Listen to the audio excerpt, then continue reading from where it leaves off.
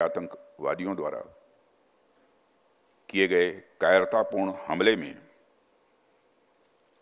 हमारे देश ने अनेक निर्दोष नागरिकों को खोया है। इस घोर अमानवीय कृत्य से हम सभी गहरे शोक और दर्द में हैं। सबसे पहले मैं उन सभी परिवारों के प्रति अपनी गहरी संवेदना व्यक्त करता हूं जिन्होंने अपने प्रियजनों को खोया है। इस दुखद समय में दिवंगत आत्माओं की शांति के लिए मैं परमात्मा से प्रार्थना करता हूं।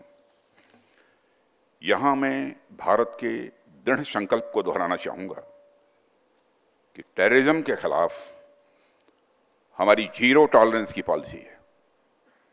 भारत का एक एक नागरिक इस कायरतापूर्ण हरकत के खिलाफ एकजुट है। मैं इस मंच से देशवासियों को आश्वस्त करता हूं, घटना के मद्देनजर भारत सरकार वो हर कदम उठाएगी जो जरूरी और उपयुक्त होगा।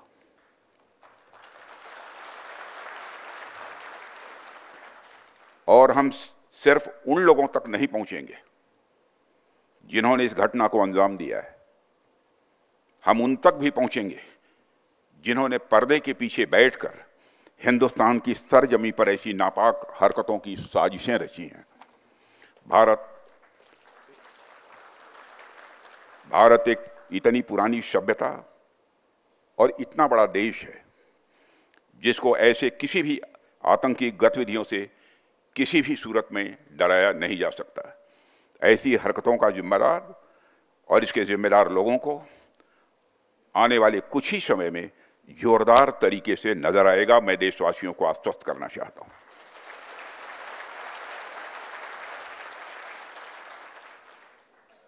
साथियों, आज आप लोगों ने जो आयोजन किया है उसमें सबसे पहले मैं marshal of the Indian force Arjan Singh ji की स्मृति को नमन करता हूं और उनको अपनी हार्दिक श्रद्धांजलि अर्पित करता हूं।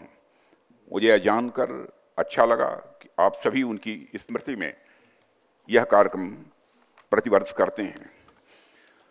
अपनी बात प्रारंभ करने से पहले मैं भारतीय वायुसेना को उनके अदम्य साहस और पराक्रम के लिए हार्दिक बधाई देता हूं।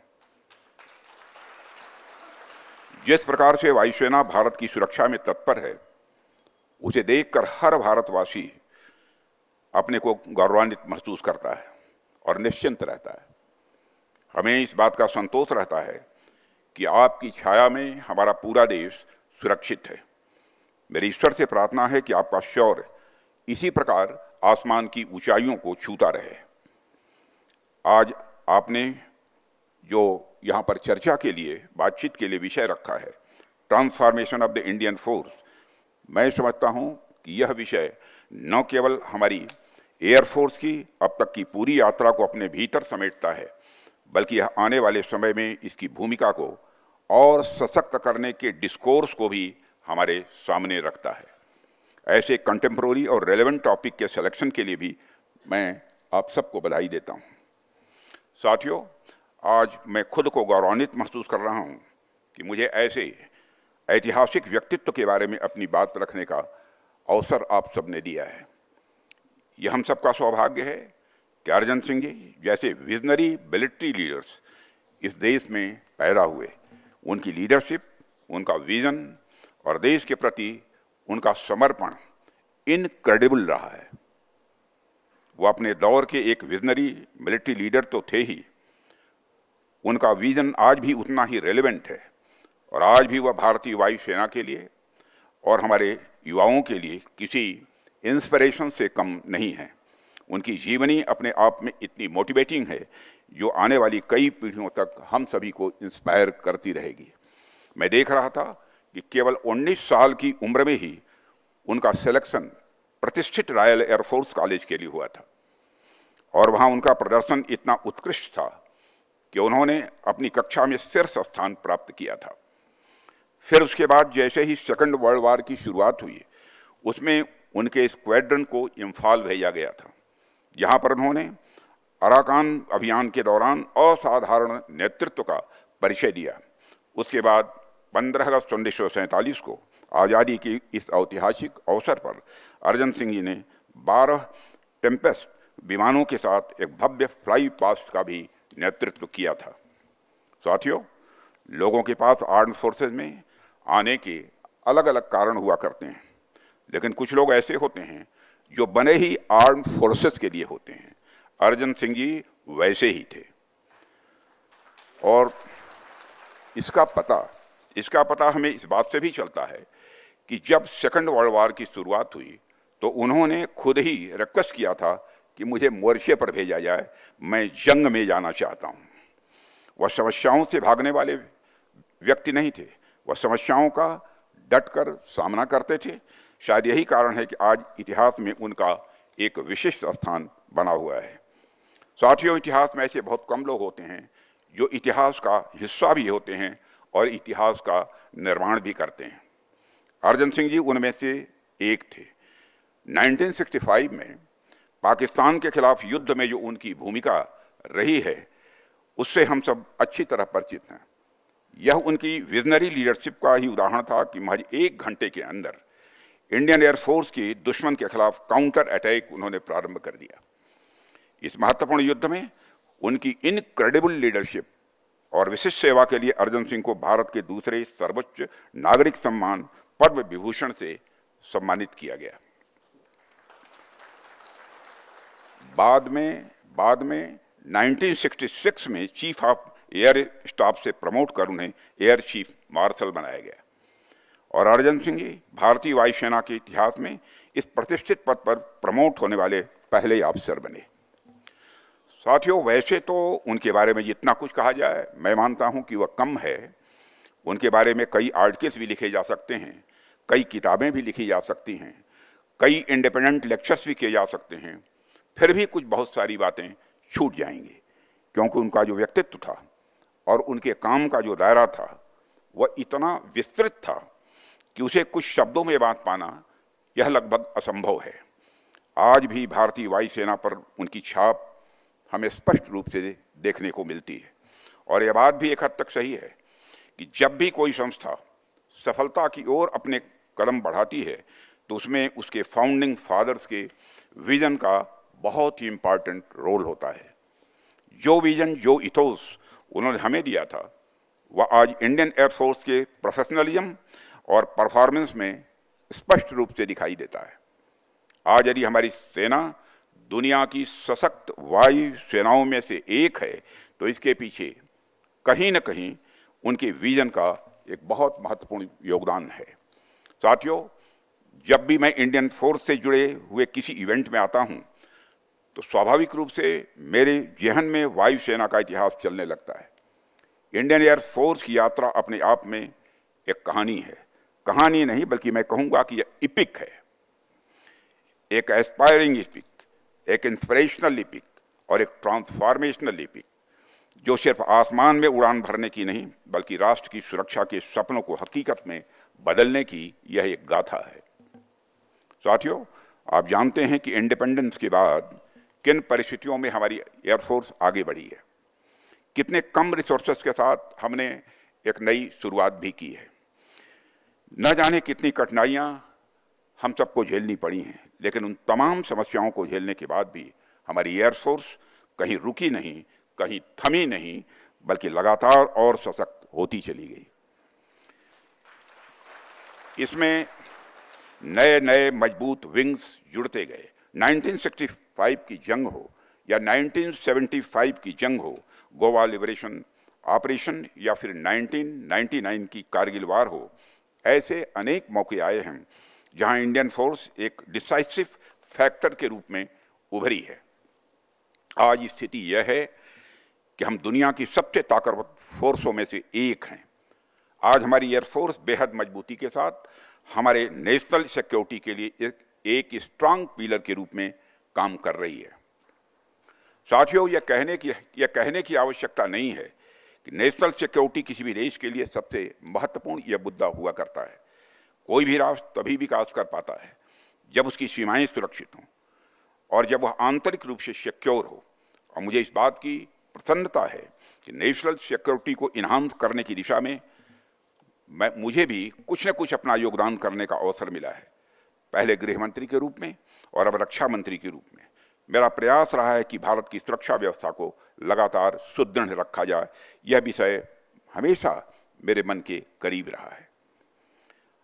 अपने इस प्रयास के दौरान मेरी अपनी एक समझ बनी कि नेशनल सिक्योरिटी को लेकर मेरा खुद का एक अलग विजन बना है, और अपनी उस समझ और विजन के आधार पर मैंने बहुत सी बातें सीखी भी हैं यहाँ आकर 11 वर्षों के अंदर, और अब उन्हीं को आधार बनाकर मैं अपनी तरफ से कुछ बातें आपके सामने भी यहाँ रखना चाहूँगा। आज कंटेम्प्रेरी वर्ल्ड में हो रहे 2 प्रमुख चेंजेज पर मैं आपसे खास बातचीत करना चाहूँगा। इन दोनों चेंजेज ने आज विश्व को एक ऐसे डायनेमिक और अनसर्टेन दौर में लाकर खड़ा कर दिया है जो पहले कभी नहीं था। पहला मुद्दा है कि दुनिया भर में जियो पॉलिटिक्स और जियो स्ट्रेटजिक तरीके से जो बदलाव आ रहे हैं और जिस तरह से पावर इक्वेशंस में परिवर्तन हो रहे हैं, वो हमारे सिक्योरिटी पर्सपेक्टिव को किस प्रकार प्रभावित करते हैं, उन्हें हमें किस तरह से देखना चाहिए। और दूसरा मुद्दा यह है कि टेक्नोलॉजी के क्षेत्र में हो रहा ट्रांसफॉर्मेशन हम पर किस तरह से असर डाल रहा है। मैं पहले मुद्दे से अपनी बात की शुरुआत यहाँ करना चाहूँगा। साथियों, आज अगर हम पूरी दुनिया को एक हॉलिस्टिक नज़रिए से देखें तो हमें कई सारे परिवर्तन दिखते हैं। यदि पिछले कुछ वर्षों की बात की जाए तो यह परिवर्तन और तेज हुए हैं। एक तरफ तो कई पुराने सिक्योरिटी अरेंजमेंट्स में तनाव की स्थिति दिख रही है, कई पुराने इंटरनेशनल अलायंसेस टूटते हुए दिखाई दे रहे हैं, तो दूसरी तरफ कुछ नए नए स्ट्रेटजिक इक्वेशन या अलायंसेस बनते हुए भी हमें दिखाई दे रहे हैं। यह जो फ्लूइड ग्लोबल ऑर्डर है, इसके कई सारे इम्पैक्ट भी हमें देखने को मिल रहे हैं।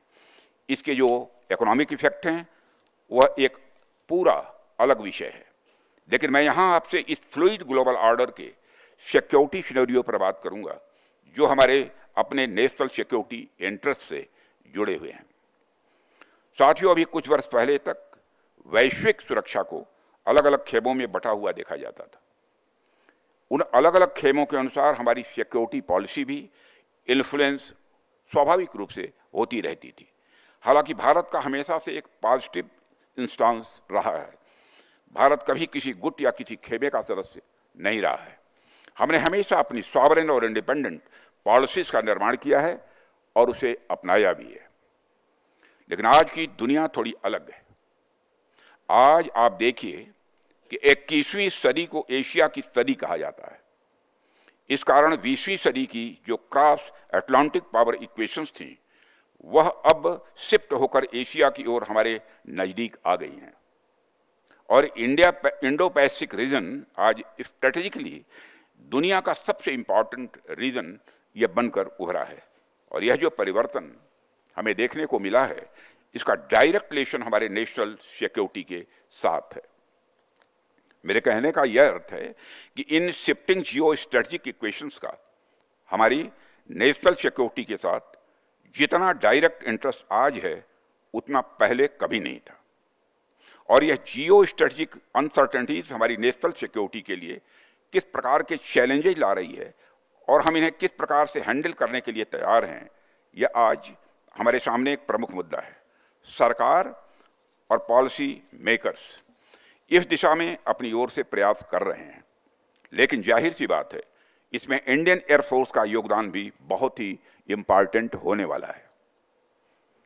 साथियों, जो दूसरा महत्वपूर्ण मुद्दा है वह टेक्नोलॉजिकल ट्रांसफॉर्मेशन का है।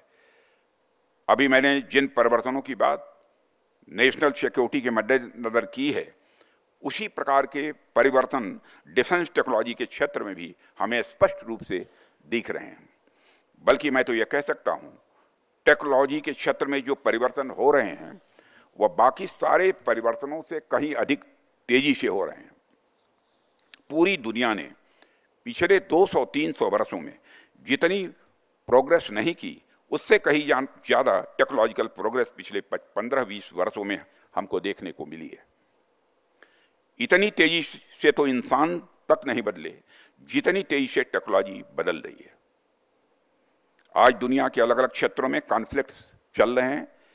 यदि आप उन पर नज़र डालें तो आपको एक कॉमन बात देखने को मिलेगी। वह यह है कि टेक्नोलॉजी की वजह से वारफेयर के तरीके अब कहीं ज़्यादा तेजी से बदलते नजर आ रहे हैं। वारफेयर में अब ज़्यादा या अनप्रेडिक्टेबिलिटी और लिथैलिटी दोनों को मिल रही है।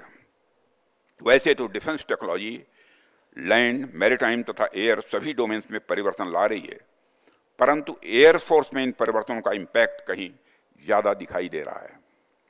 टेक्नोलॉजी आज हमारे एरियल वारफेयर के नेचर और कैरेक्टर में लगातार यह बदलाव ला रही है।